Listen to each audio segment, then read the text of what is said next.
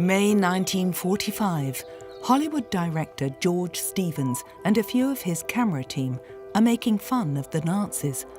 Adolf Hitler is dead and the Wehrmacht has finally been defeated. A bit of tomfoolery, perhaps to blot out memories of the horrors of Dachau. Stevens is in no hurry to return to Hollywood. He is determined to document the end of the Nazi regime as accurately as possible. Consequently, he and his team have also come to Berchtesgaden.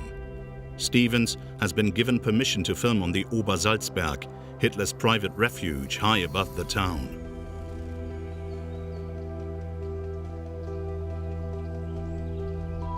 The Berghof is a ruin, a symbol of the demise of a murderous ideology.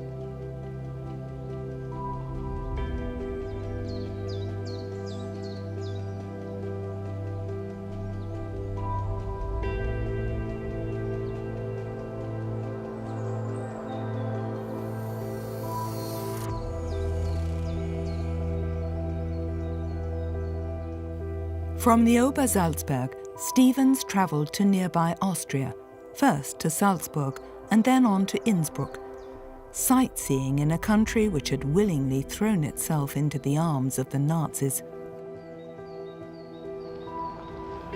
The small camera team also drove to the Brenner Pass, on the border with Italy and South Tyrol.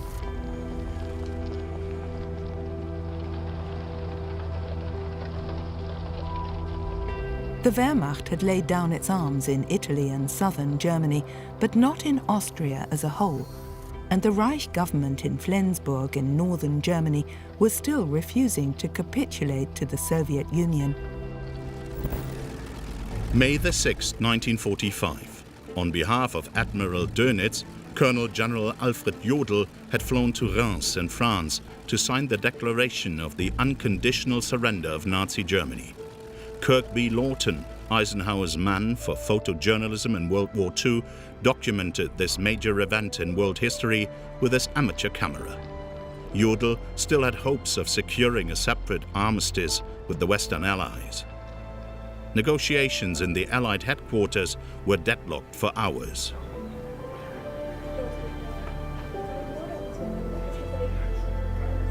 Headed by General Eisenhower, the Allied delegation resolutely demanded the unconditional surrender of the German armed forces on all fronts. Jodl hesitated because this was a step he had no authority to take. The British and Americans responded by threatening to start bombing German cities again. To avoid annoying Stalin, a high-ranking Soviet liaison officer had been invited to attend the ceremony. It was only after midnight that the German delegation received a telegram from Dönitz saying that Jodl was allowed to sign. At 2:39 a.m. on May the 7th, 1945, US General Walter Bedell Smith, Soviet General Ivan Suslaparov, and, as a witness, French Major General François Sévé all signed the capitulation document.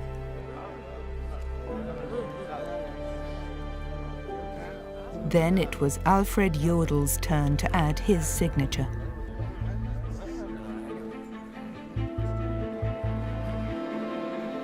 Then the Commander-in-Chief of the Allied Expeditionary Force, Dwight D. Eisenhower, announced that as of 23:01 hours, Central European time, on May the 8th, 1945, the war would be over. We, the undersigned, acting by authority of the German High Command, hereby surrender unconditionally to the Supreme Commander, Allied Expeditionary Force, and simultaneously to the Soviet High Command, all forces on land, sea, and in the air who are at this date under German control.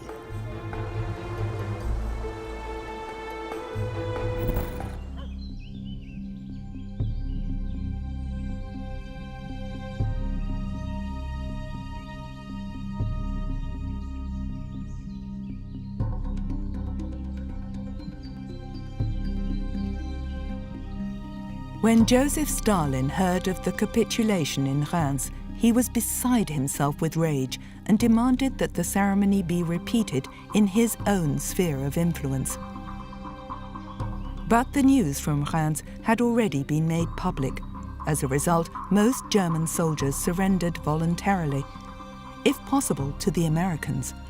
On May the 7th, a cameraman with Special Film Project 186 took these pictures somewhere in southeast Germany.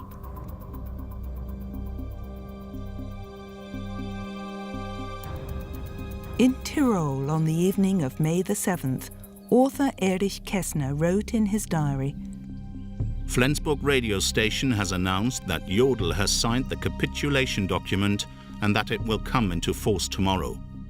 But the radio station in Bohemia has called the report a fabrication concocted by the enemy.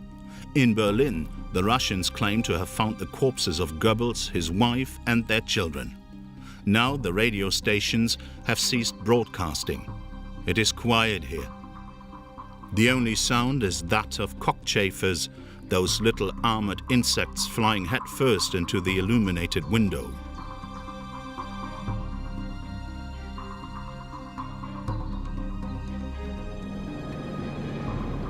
Meanwhile, Czech resistance fighters had restored the old borders which the Munich Agreement of 1938 had shifted in favor of the Sudeten German minority.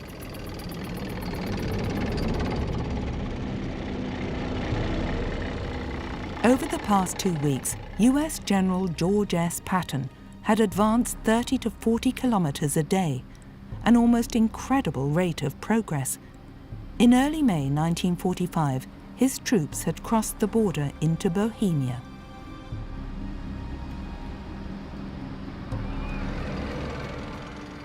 On May the 6th, American units liberated the city of Pilsen.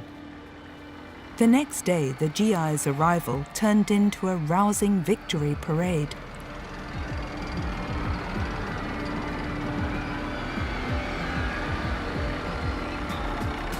Thousands of Pilsen's citizens welcomed the Americans with boundless joy.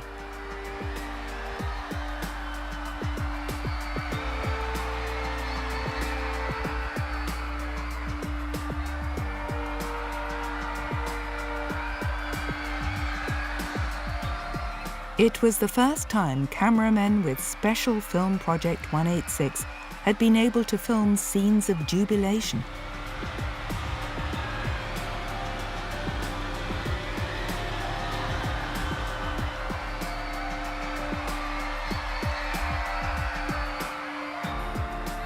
Gone were people's fears that their hometown could still be turned into a battlefield.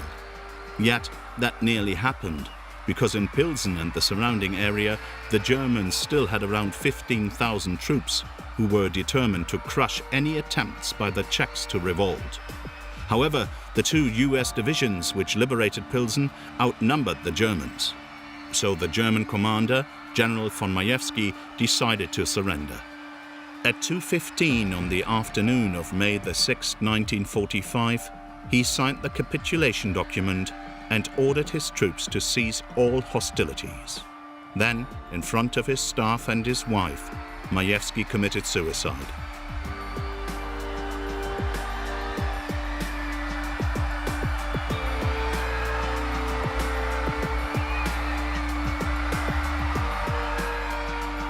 The American liberators remained in Pilsen for 7 months.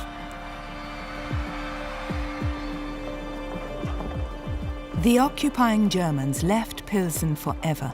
6 years of brutal suppression had left their mark. In March 1939, Hitler's Wehrmacht had broken the Munich Agreement and marched into Czechoslovakia. As part of the Protectorate of Bohemia and Moravia, for years the people of Pilsen, too, were at the mercy of German despotism and terror. Around 3,000 Jewish citizens were deported to concentration camps.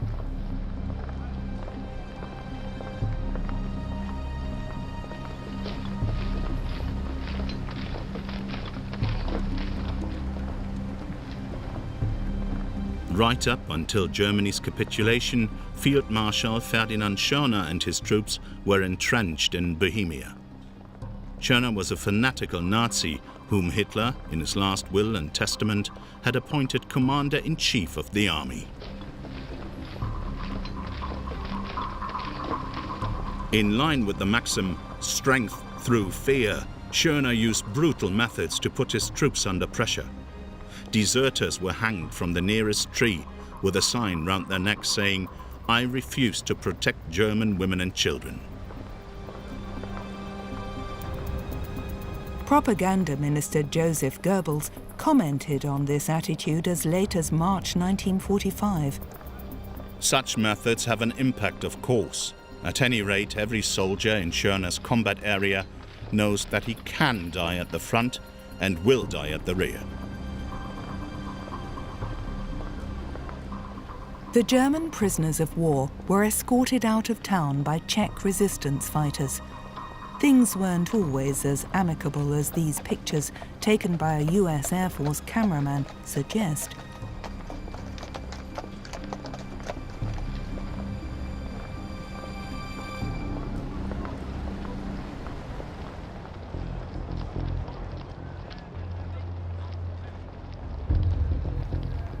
In places where, prior to the arrival of the Allies, a vacuum had formed, excessive violence was common.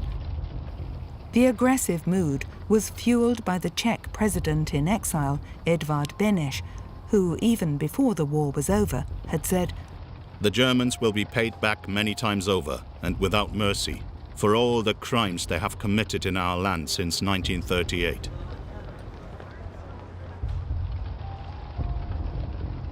The Americans came across the victims of acts of vengeance time and again.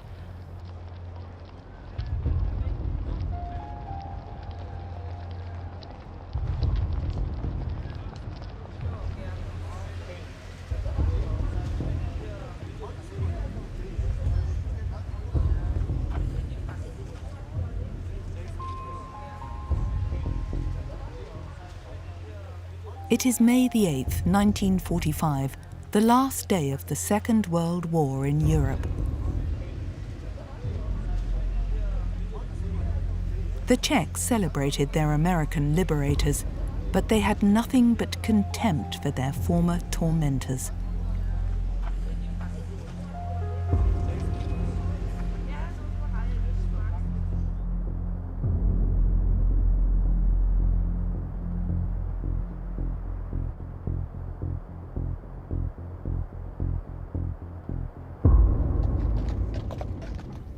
The bodies were carted away and buried somewhere.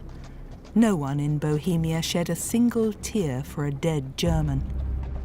The cameraman with Special Film Project 186 took these pictures right on the Soviet-American demarcation line. Before this Wehrmacht officer is allowed to pass the checkpoint, he has to hand over his pistol. A German general surrenders in comfort in a convertible.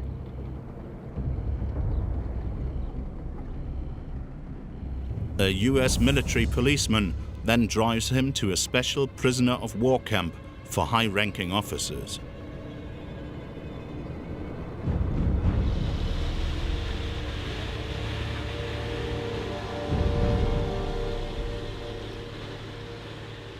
Anyone who was fortunate enough grabbed a ride on a Wehrmacht truck heading for the safety of the West. Among the endless convoy of German soldiers, there were also some trucks carrying jubilant Czechs.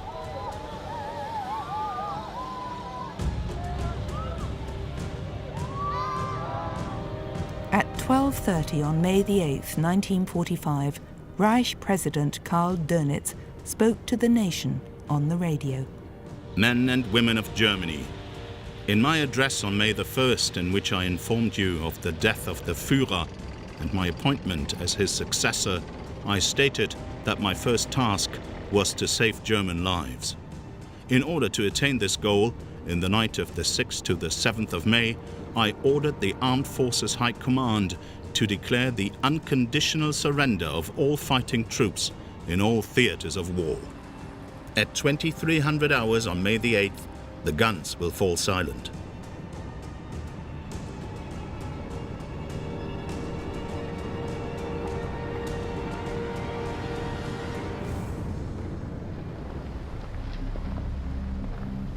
Most of the defeated German soldiers had to make their way into captivity on foot. This is how one soldier remembered May the 8th, 1945. We were really frightened. All we could think about was what awaited us over the next few days. What would happen to us in Czechoslovakia, surrounded as we were with no way out? Then suddenly the war was over. The new Führer of what was left of the Reich, Grand Admiral Karl Dönitz, announced the unconditional surrender of the Reich and the Wehrmacht. At long last the war was over. Years of destroying human lives and property were over. But what would become of us Germans now? My life had been preserved, but how would I be able to shape it? Would there be any real possibilities open to me?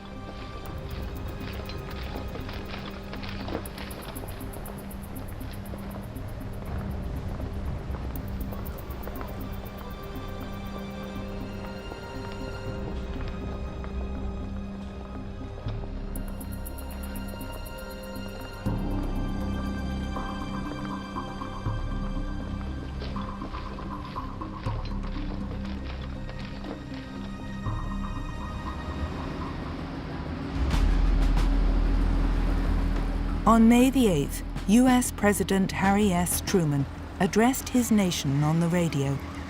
This is a solemn but a glorious hour. Our rejoicing is sobered and subdued by a supreme consciousness of the terrible price we have paid to rid the world of Hitler and his evil band.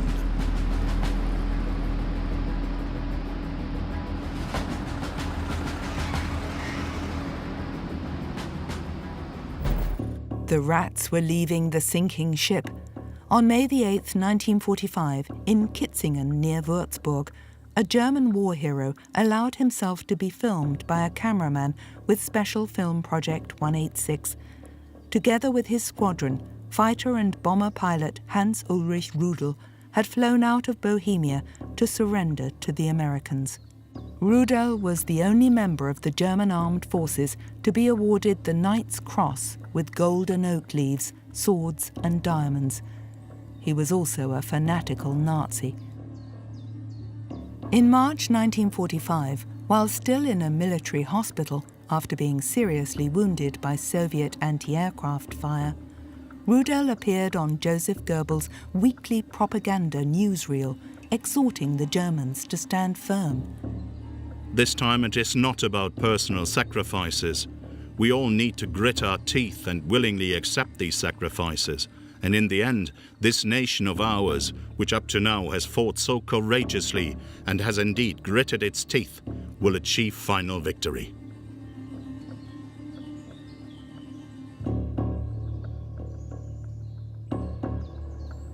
Rudel presented himself to his American hosts as a cultivated individual who, as a soldier, had merely been doing his duty. Rudel spent nearly a year in American captivity. After he was released, he first set up a haulage company. But in 1948, he fled via the Rat Line to South America. In Argentina, Rudel set up a relief organization for Nazi war criminals and maintained close contact with fascists from Italy and Croatia who were being searched for worldwide.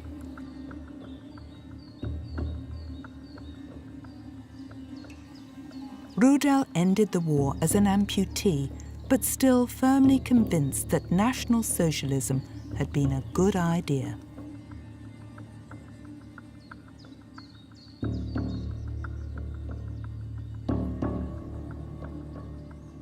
In this respect, he was totally in agreement with Lieutenant General Adolf Galland, who, like Rudel, was a highly decorated fighter pilot. After his release from American captivity, Galland also went to Argentina, where he acted as advisor to President Juan Perón's Air Force.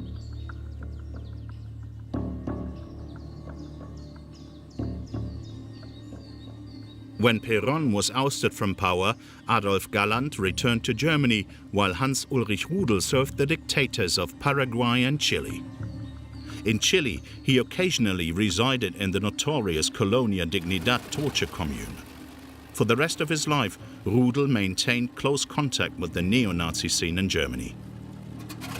The funeral of the Nazi war hero in 1982 turned into a macabre showpiece. Old comrades bade farewell with the Hitler salute. German Air Force jets made a low-level pass over the cemetery, and the mourners sang all three verses of the German national anthem.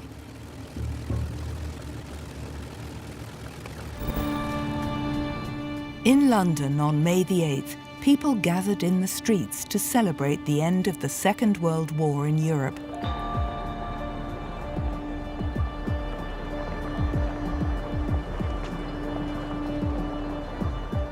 In his memoirs, British Prime Minister Winston Churchill wrote, "The unconditional surrender of our enemies was the signal for the greatest outburst of joy in the history of mankind. The Second World War had indeed been fought to the bitter end in Europe. The vanquished as well as the victors felt inexpressible relief. Weary and worn, impoverished but undaunted, and now triumphant, we had a moment that was sublime. We thanked God for the greatest of his blessings, the feeling that we had done our duty."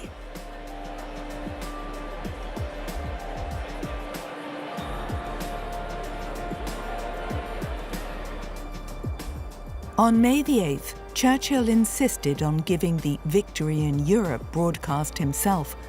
It was almost 5 years to the day, on May the 10th, 1940, he had assumed leadership of a national coalition government in Britain's darkest hour. Following defeat in France and the retreat from Dunkirk, Churchill predicted that the war against Nazi Germany would cost his people blood, sweat and tears. His contempt for Hitler knew no bounds. Consequently, WWII Day was the biggest triumph of his life.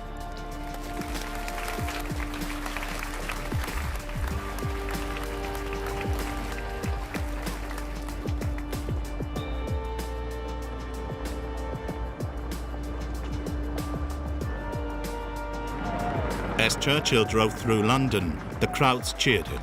But barely 2 months later, he suffered a bitter defeat at the hands of the British electorate. It cost Churchill the office of Prime Minister.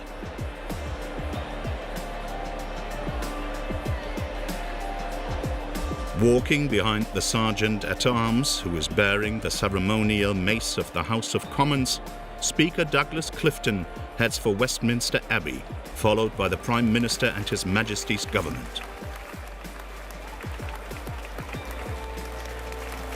In the Abbey, the congregation sang the hymn of thanksgiving written by Isaac Watts in 1708. O God, our help in ages past, our hope for years to come, our shelter from the stormy blast, and our eternal home. The first to leave the Abbey after the service was the royal family. King George VI and Queen Elizabeth, and their daughters, Princesses Elizabeth and Margaret. Plans had been put forward for the royal family to be evacuated to Canada. But first and foremost, it was the Queen who totally rejected the idea. The children won't go without me. I won't leave the king, and the king will never leave. The King and Queen remained in London throughout the war, actively giving comfort and encouragement to people, especially during the Blitz.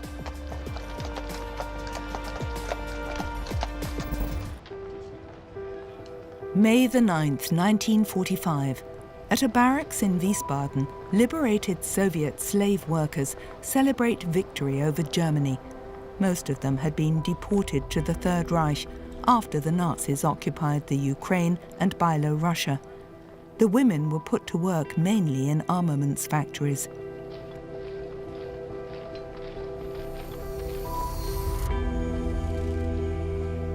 For all Soviet citizens, the 9th of May was the day of liberation from Nazi fascism. That is because the Declaration of Surrender was signed after midnight, Moscow time. Joseph Stalin had demanded that the capitulation ceremony be repeated in Berlin-Karlshorst. In his view, the pictures from Reims in which the Soviet general seemed like a mere observer, could not symbolize the end of a war that had cost the lives of 27 million of his subjects.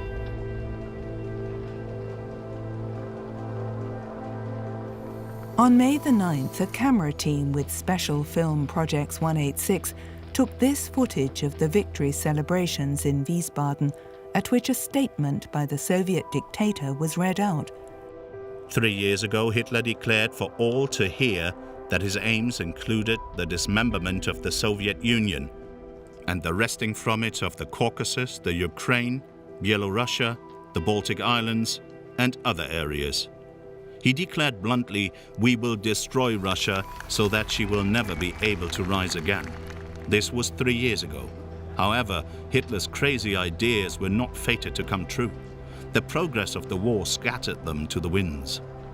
In actual fact, the direct opposite of the Hitlerese ravings has taken place. Germany is utterly defeated. The German troops are surrendering. The Soviet Union is celebrating victory, although it does not intend either to dismember or to destroy Germany.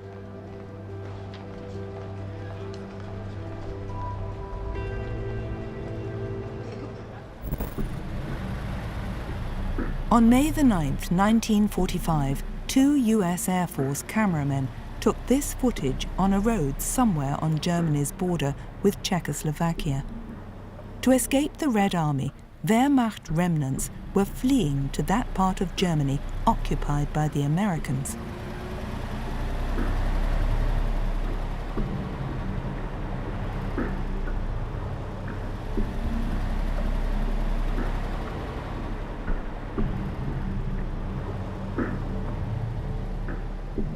Their supreme commander, Field Marshal Friedrich Schörner, had long since left his troops in the lurch and absconded. On May the 9th, dressed in civilian clothes and with several thousand marks from government coffers in his possession, he had flown in a Fieseler Storch to Austria, where a short time later he was arrested by the Americans.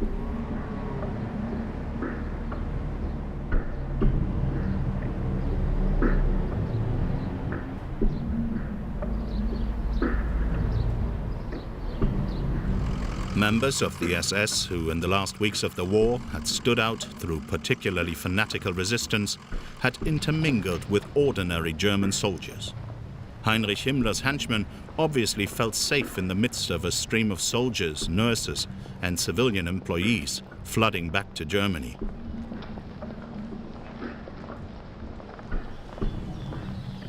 These child soldiers have also survived. Some Germans were immaculately dressed when they surrendered to the Americans. Exuding self-confidence, this lieutenant colonel with the Waffen-SS presented himself to the Americans as an adversary on an equal footing. But the GIs were not impressed. They knew all about the atrocities the SS had committed against captured US troops in the Ardennes. In the eyes of the 2 cameramen with Special Film Project 186, this officer was obviously a perfect example of the German master race. On the other side of the border, in the small village of Tannenbergstal in the Vogtland region, convoys of German troops who had surrendered to the Americans were gridlocked.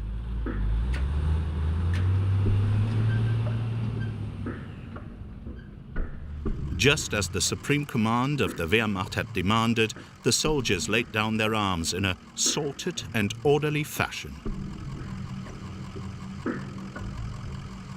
On May the 9th, 1945, around 10 million Germans laid down their arms, the relics of a war which their Supreme Commander, Adolf Hitler, had long planned and which, worldwide, had claimed around 60 million lives.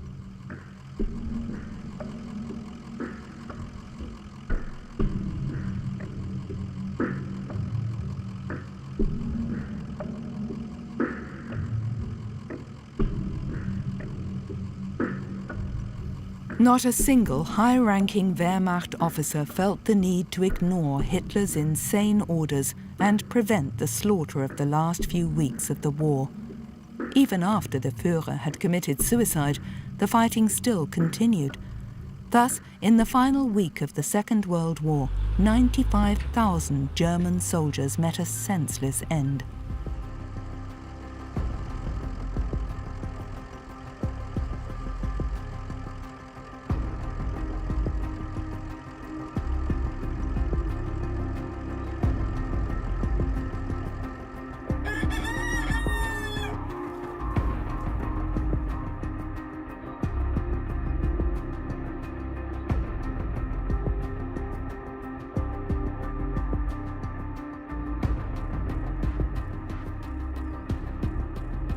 In the chaos of unconditional surrender, many an ordinary soldier tried to abscond unrecognized.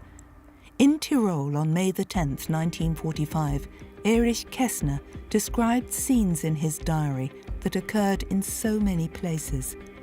The procession of limping soldiers is endless. They sell cigarettes to get their hands on a bit of money. There is a permanent demand for civilian clothes. But there is nothing to be had. Wardrobes are empty. A neighbor was given 450 cigarettes for an old pair of trousers. I'd love to make that kind of deal. But the only trousers I've got are the ones I'm wearing. Some lance corporal offered the Steiners 3 pounds of smoked sausage, 20 cigarettes and 100 marks in cash for a civilian suit. But the deal didn't go through. Herr Steiner thought the price didn't reflect the tense market situation. The Steiners had lost 2 sons in the war. When a bystander pointed out that their suits could be sold, the mood turned ugly. But the old man swallowed his anger and slammed the door.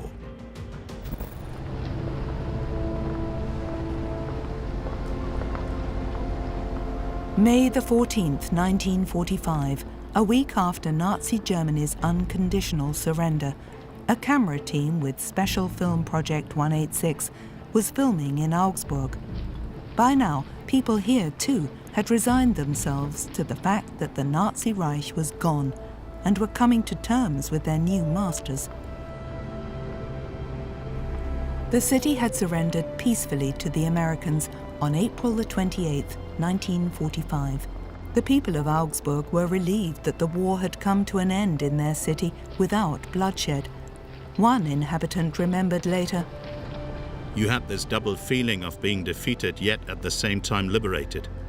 Defeat had to come. You could almost touch it. But only very slowly did we realize what being liberated really meant."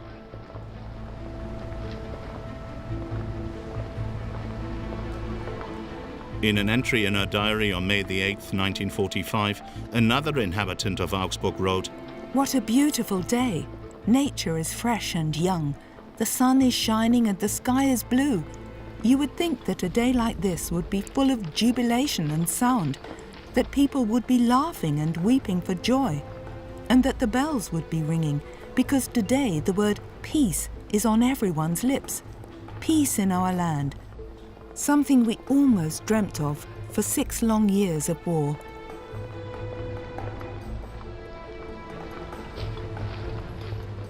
The people of Augsburg were going to work or taking a walk as if there had never been any enthusiasm for Hitler or any war crimes. But the victors had their doubts about the seemingly unpolitical attitude of the Germans. They asked awkward questions. Who had been a member of the Nazi Party? Who had stood by as Hitler's crimes were committed? And who bore personal guilt? General Eisenhower's Proclamation No. 1 stated, "We come as conquerors but not as oppressors. We shall obliterate Nazism and German militarism. We shall overthrow the Nazi rule, dissolve the Nazi Party, and abolish the cruel, oppressive and discriminatory laws and institutions which the party has created."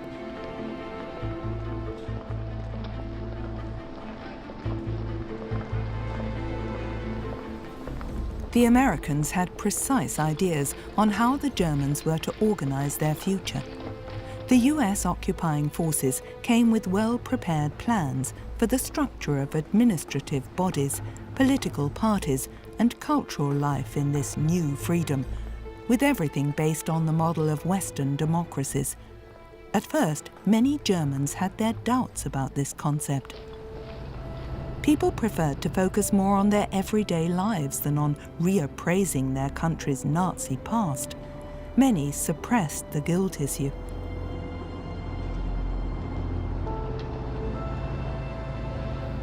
Ultimately, hundreds of thousands of denazification tribunals took place.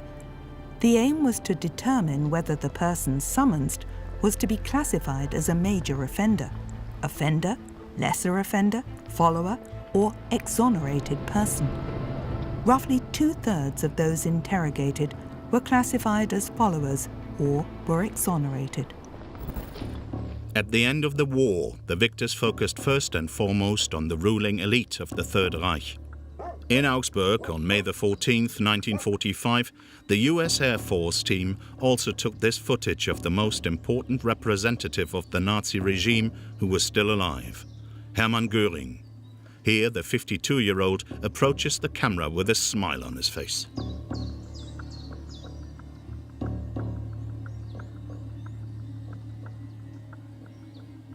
The dazzling Reichsmarschall had long been Hitler's deputy, but just before the end of the war, the Nazi leader had removed Göring from all his positions. Firmly convinced that he would become the Führer's successor, Göring had surrendered to the Americans and been taken to the US interrogation center in Augsburg.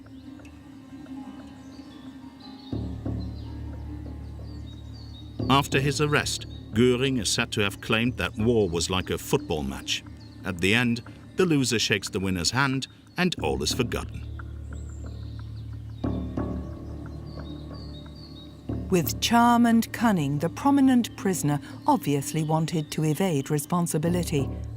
Following an improvised press conference, author Klaus Mann, who was working in defeated Germany as an American reporter, had this to say about Göring.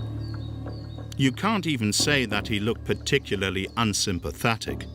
Rather the opposite, in fact.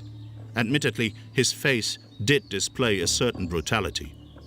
And there was often a really evil glint in his eye.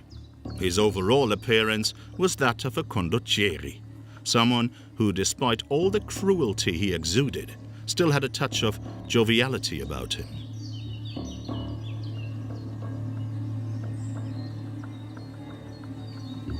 Had I known what was happening in the concentration camps, Göring claimed, I would have taken vigorous action. Like most Germans, Göring too saw no need to account for the past. The victors took a different view. Göring was one of the main war criminals to stand trial in Nuremberg in October 1946 and was sentenced to death. But hours before his execution, he swallowed a cyanide capsule and took his own life.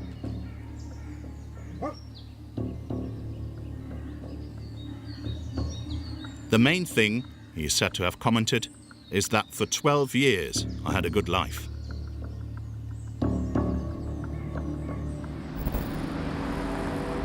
June 1945. Hollywood director George Stevens and his camera team are on their way to Hamburg. Stevens would rather have been heading for Berlin, but Western reporters were not yet allowed into the German capital, which was in Soviet hands. Stevens had been waiting for special permission ever since Germany's unconditional capitulation. In the meantime, it had become clear that on July the 1st, the Allies would be able to occupy their sectors in Berlin. Only then would Stevens also be allowed to visit the German capital. On arrival in Hamburg, Stevens and his team first went to the city's world-famous port to do some filming. The Kehrwiederspitze was still largely intact, but around 80% of the port area had been destroyed in bombing raids. Vast amounts of rubble and numerous wrecks had made the navigation channels impassable. Curious, a few children approached the American camera team and let themselves be filmed. The Hafenstraße with the old Elbe tunnel.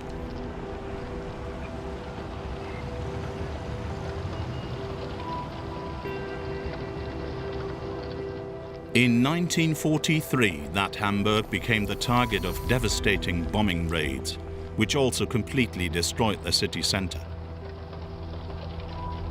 Fortunately, the war came to an end here without hostilities. Hitler had declared Hamburg a fortress to be defended to the last bullet. But the city's military leaders ignored the order to destroy its vital port installations. On May 3, 1945, Hamburg was peacefully handed over to the British.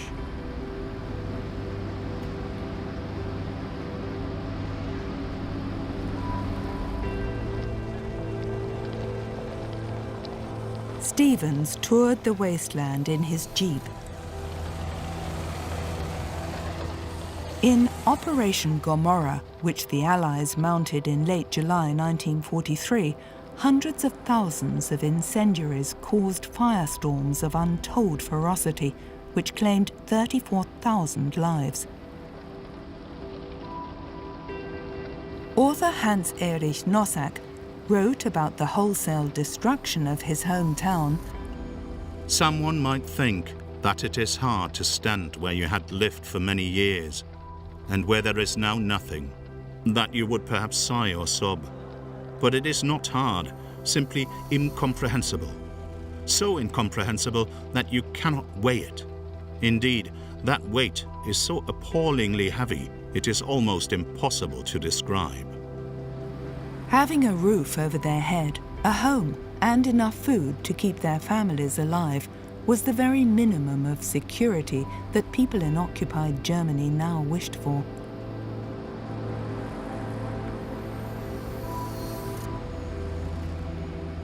In early July 1945, George Stevens and his team were at last allowed to leave Hamburg. Driving over the Elbe bridges, they headed for Berlin. The men still had enough rolls of 16mm color film to document Hitler's capital and the conference of the Big Three, Stalin, Truman, and Churchill, in Potsdam.